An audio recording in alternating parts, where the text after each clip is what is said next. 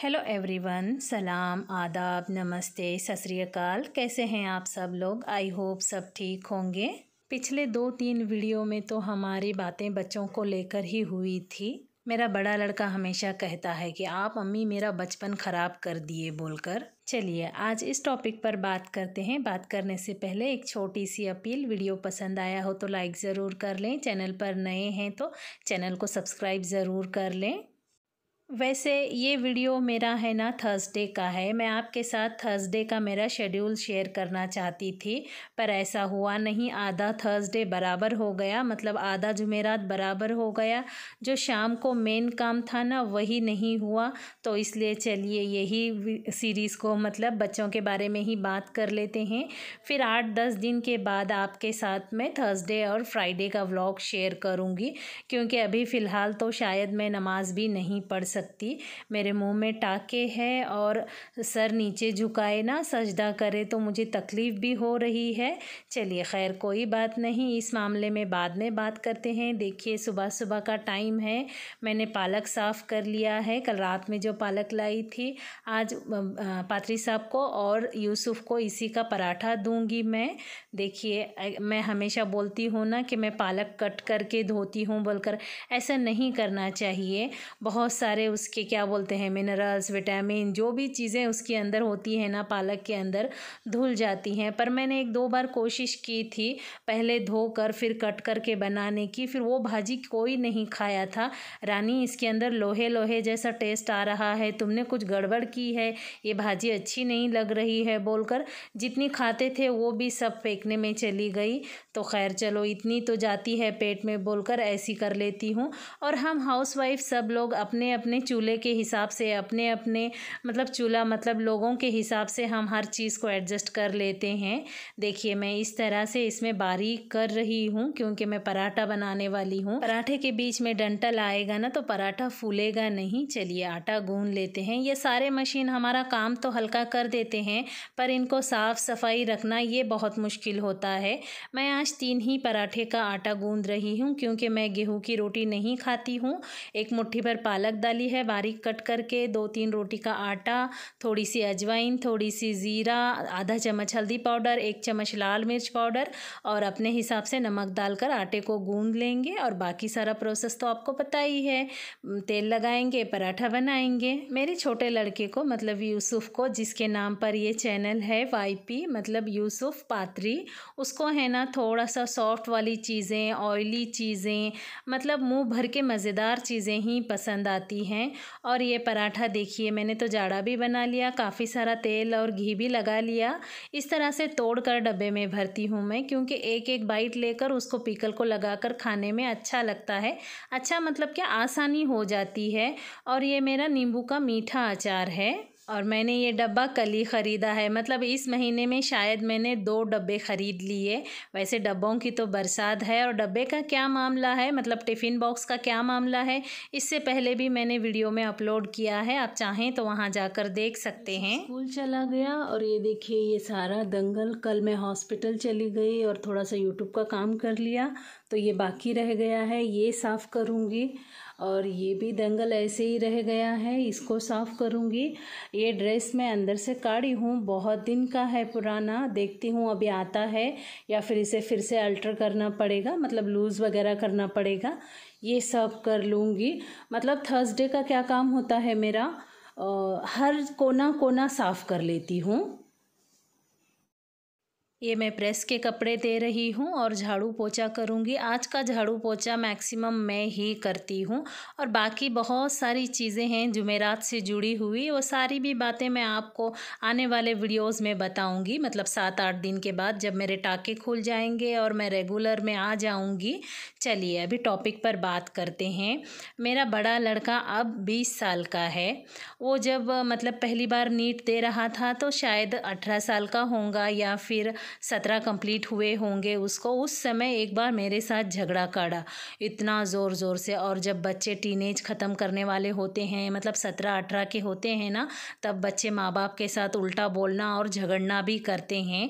और ये सारी बातें जो मैं बच्चों से जुड़ी हुई आपको बताती हूँ, ये किसी किताब वगैरह में पढ़ी हुई नहीं है, ये मेरी ज़िंदगी की जी हुई, मतलब मेरे साथ हुई वाली, मैं किए वाली बातें ही आपको बताती हूँ, मतलब मेरा एक्सपीरियंस आपके साथ शेयर करती हूँ। तो मेरा लड़का बोला, अम्मी आप मेरा बचपन ख़राब कर दिए बोलकर। फिर आवाज़ हो गया, दंगा मच गया, ऐसे कैसे बोल रहा ज़हीन तू। मैंने गुस्सा भी किया, हाँ नहीं तो क्या, तुम मेरे ऊपर कितना रूल्स लगाते थे, मुझे आधा घंटा भी बाहर रहने नहीं देते थे बोलकर। मतलब रात को मैं मेरे बच्चों को बिल्कुल छोड़ती नहीं थी। 9:30 बजे बोले तो 9:30 बजे घर आ जाना चाहिए, पर मेरा ज़हीन बोलता था अम्मी 8 बजे बोलकर वो लोग ही आते हैं 9 बजे, तो साथ मिलेंगे कितना, बात करेंगे कितना, आप 9:30 बजे घर को बुला लेते हैं। तो ऐसे वैसे झगड़ा हो गया, बहुत ही ज़ोर से झगड़ा। फिर मैं थोड़ा सा खामोश हो गई, क्योंकि मैं नर्सरी से लेकर उसे 12th तक पढ़ाई हूँ। वैसे मेरी एजुकेशन ज़्यादा नहीं है, पर मैं मेरे बच्चों को पढ़ा सकती हूँ, इतना पढ़ी लिखी हूँ मैं। फिर उसके वो झगड़े के बाद मैं है ना उसे, मतलब उसके हाल पर छोड़ दी, बिल्कुल उसे कोई बोलना नहीं, प्रेशर डालना नहीं, पढ़ाई कर मत कर, ऐसा कुछ भी करना मैंने छोड़ दिया उसके ऊपर। वो उस समय 12वीं में था और नीट की एग्ज़ाम की तैयारी कर रहा था। फिर मैं बोली अब तो तू बड़ा भी हो गया है बेटे, अब तेरा तू सही से कर सकता है बोलकर मैं उसके ऊपर छोड़ दी। मतलब वो 6 महीने मेरे साथ झगड़ता ही रहा, तुम्हारे रूल्स अलग, तुम्हारा हिसाब अलग, ऐसा अलग वैसा अलग, अब मेरे ऊपर प्रेशर मत डालो, मैं जो करा वो सही। मतलब फिर मैं भी समझ गई ये थोड़ा टीनेज में मेरे साथ ऐसा कर रहा है, जाने दो, इसको छोड़ देंगे, देखेंगे जितने मार्क लाता है सही, नहीं लाया तो अगले साल देख ही लेंगे उसको एक हाथ। वैसे भी अभी कौन फर्स्ट चांस में पास होते हैं, सेकंड चांस ले लेंगे, इसकी उम्र भी थोड़ी सी हो जाएगी बोलकर हम हस्बैंड वाइफ बात कर लिए। और मैं उनको, मेरे हस्बैंड को ये नहीं बोली कि मैं उसे बिल्कुल पढ़ने के लिए नहीं बोलूँगी बोलकर। फिर उसके हाल पर छोड़ने के बाद में नीट का रिज़ल्ट आ गया। फिर मैं बोली कितने आते ज़हीन बोलकर, तो पहले से बोल रहा था 500 आते बोलकर, फिर एकदम से 417 आ गए उसके मार्क। तब मैं उसको गुस्सा करी, मैं तो तेरा बचपन ख़राब करी ना, अगर मैं अभी इस साल भी तुझे प्रेशर डालकर पढ़ाती तब भी तू 550 तक आराम से ले लेता था, तुझे एक अच्छी कॉलेज मिल जाती थी। पर मैं जानबूझी से तुझे प्रेशर नहीं डाली ताकि तुझे मेरी वैल्यू पता चले। हाँ अम्मी आप बहुत ही चालाक है, आप अपना अस्तित्व रखने के लिए मेरा 1 साल ख़राब कर दिए। बोले हाँ बेटे ये ज़रूरी था, क्योंकि तू 6 महीने के बाद मेरे साथ झगड़ रहा था।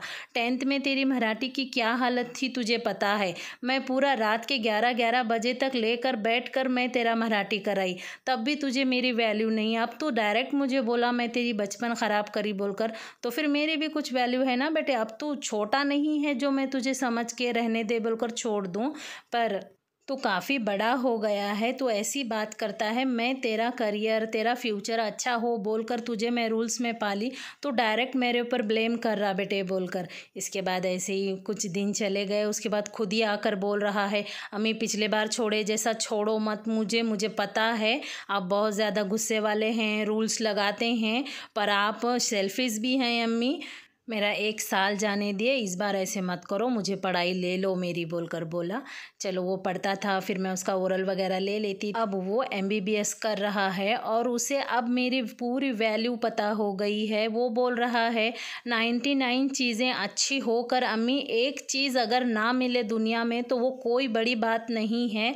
आप मेरा बचपन जो डिसिप्लिन से पाले ना वो बिल्कुल सही था अम्मी, उसकी वजह से आज मैं एक बहुत अच्छी जगह पर हूँ अम्मी बोलकर। मैं सही थी बोलकर उसको एहसास हो गया। और भी बहुत सारी बातें करता है वो, अगली वीडियो में आपको बताऊंगी।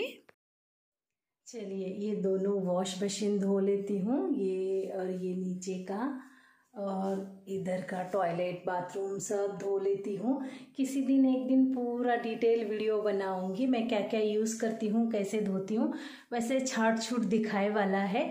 चलिए ये सब करके मैं आपसे मिलती हूँ। ये हो गया आज किचन भी साफ़। देखिए मेरी हेल्पर साफ़ करके गई है, जहाँ के वहाँ के डब्बे ऐसे रख के और बोल के गई है, भाभी ज़रा डब्बे सीधे रख ले। हाँ बोल के। तो मैंने उनको बोले तुमको पैसे भी दूँ और काम भी मैं करूँ। बोले तो और रखो जी ज़रा, मुझे नहीं समझ रहा बोल के गए। वैसे भी मुझे करना पड़ेगा भी, ये मेरे हिसाब से डब्बे रख लेना पड़ेगा। चलिए कुकिंग कर लेती हूँ अब। ये देखिए मैंने जवारी की रोटी बना ली है, बाकी ये किचन कट्टा पाक कर लिया है। ये नहीं पाक किया है क्योंकि अभी गर्म है, तो थोड़ा सा ठंडा होने के बाद साफ़ कर लूँगी। और कुकर में चावल पकाए हैं, अभी ये सब साफ़ किया है और इसमें से पानी निकल के पूरा फैल रहा था, तो मैंने इसको इस तरह से सीटी से थोड़ा दूर कपड़ा रखा था। फिर ये कपड़ा ही गंदा हो जाएगा, धो लेंगे। पालक की भाजी लहसुन डाल के बघारी है। आधी पालक तो मैंने पराठे में ख़त्म कर दी थी, सुबह में आपने देखा ना। एक पराठा यूसुफ के लिए दी थी और 2 छोटे छोटे पराठे पादरी साहब के लिए बनाई थी। बाकी का ये इतना पालक है। और आज मैंने ये मटकी का रस्सा बनाया है। चलिए काम तो करके बहुत ज़्यादा थक गई और इसी बीच में मैंने वॉशिंग मशीन भी लगाई है और मैं तैयार हो गई हूँ। अभी 2:45 बज रहे हैं। मैं शायद 2:30 या 2:45 बजे निकल जाऊंगी। 3 बजे डॉक्टर का अपॉइंटमेंट है। देखिए वेट लॉस के बाद ये हालत हो जाती है। एक्चुअली 1 साल के ऊपर से मेरा वेट नीचे ही नहीं हो रहा था। कितनी भी कोशिश करने के बाद भी है ना, मतलब कम ही नहीं हो रहा था, उल्टा फूली फूली जैसी लग रही थी। ब्रेड कैसा फूलता है ना वैसे। तो फिर उस साइज़ के तो कपड़े लेने पड़ेंगे ना। बाकी छोटे छोटे फिट हो गए ना, यहाँ से हिप्स और पेट ऐसा बड़ा बड़ा दिखाना मुझे अच्छा नहीं लगता। तो इसलिए मैंने काफ़ी सारे टॉप बड़े बड़े साइज़ के ख़रीद लिए। वैसे ही मैं एक साइज़ बड़ा पहनती हूँ और उससे भी मतलब अभी शायद ये 3 साइज़ बड़ा हो गया मुझे। तो अब ये झब्बे पहन के घूमना पड़ेगा क्योंकि इस बार मेरा टारगेट है ना बहुत लंबा है। मैं चाहती हूँ कि 52 kg तक हो जाऊँ। अभी फ़िलहाल मैं बहुत ज़्यादा हूँ। मैं हुई थी 73 kg की, अभी हूँ 67 kg की और मेरा टारगेट है 52 kg होने का। और ऐसा कोई झंग पंग झगड़ा वगैरह लड़के नहीं, बस आराम से जो मैंने अपनी लाइफस्टाइल को चेंज किया है ना, वही लाइफस्टाइल मेंटेन करते जाऊंगी। तो जितना कम होता है उतना सही है। फिट रहना ज़रूरी है क्योंकि मेरे जॉइंट में भी पेन हो रहा है। मुझे पेनलेस लाइफ चाहिए पर शायद नहीं मिलेगी क्योंकि थायराइड है ना। तो थायराइड में कब किस वक्त वो अपनी मर्जी से चलने लगता है पता नहीं चलता है। चलिए हॉस्पिटल चलते हैं। अभी मेरे बड़े लड़के को एहसास हो गया है कि अम्मियाँ बहुत गुस्से वाली और स्ट्रॉन्ग ही होना चाहिए। देखिए मैं तो बच्चों के साथ घर में इतना स्ट्रॉन्गपन दिखाती हूँ। अब मेरी हालत देखिए, दांत के पूरे टाके दोबारा से लगवाए हैं और इतना ज़्यादा परेशान थी मैं। घर आकर सो गई थोड़ी देर, फिर मुझे वापस जाना पड़ा क्योंकि वो बारीक तार जैसी धागे से उन्होंने लगवाया था और उस वजह से है ना वो वापस मुझे होठों पर चुभ रहे थे। कटवाने के बाद ही थोड़ा सा रिलीफ लगा पर उतना भी ज़्यादा नहीं। अभी लगभग 7 दिन तक या 10 दिन तक मुझे होठों के नीचे कपास रखना पड़ेगा। गणेश चतुर्थी आ रही है ना, इस वजह से ये लाइटिंग बाज़ार में बिक रही है। चलिए मिलते हैं अगली वीडियो में। Bye bye.